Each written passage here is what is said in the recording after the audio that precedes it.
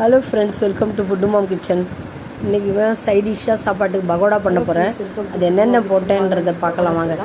Onion pakoda தான் side dish. இன்றைக்கி பகோடா செஞ்சிடலான்னு அது கடலை மாவு ஒரு அழாக்கு, 1/4 அழாக்கு பச்சரிசி மாவு, ஒரு 2 ஸ்பூன் கார்ன்ஃப்ளவர் போட்டு, ஜீரகம், சோம்பு 1 ஸ்பூன் சோம்பு, 1/2 ஸ்பூன் சில்லி பவுடர், ஒரு கரம் மசாலா 1/4 ஸ்பூன், அப்புறம் சின்ன துண்டு இஞ்சி நசுக்கி போட்டிருக்கேன், பூண்டு ஒரு 2 பல் நசுக்கி போட்டிருக்கேன். அப்புறம் பார்த்திங்கன்னா தேவையான அளவு உப்பு, பெருங்காயம் போட்டு பெசரிட வேண்டியதான். பெசரி கருவேப்பிலை கொஞ்சம் குருவை அரிஞ்சு போட்டு நல்லா உளுத்து விட்டால் பக்கோடா ரெடி ஆகிடுங்க. பக்கோடா காய்கறியே இல்லாதப்ப சைட் டிஷ்ஷாக நம்ம வீட்டில் இருக்க கடலை மாவு வச்சு ஒரு பக்கோடா செஞ்சிடலாம். எப்படி நம்ம ஐடியா, நீங்களும் இந்த மாதிரி ஐடியா பண்ணி வீட்டில் டிஃப்ரெண்ட்டாக செஞ்சு கொடுங்க. இதை போல் நம்ம எந்த காய் வேணாலும் வச்சு நிறையா பகோடா செஞ்சு கொடுக்கலாம். குழந்தைங்களுக்கும் நல்ல ஸ்ட்ரென்த்தாக இருக்குங்க. எல்லா வித பகோடாவுக்கும் இந்த பேஸாக வச்சுக்கிட்டு செய்யலாங்க.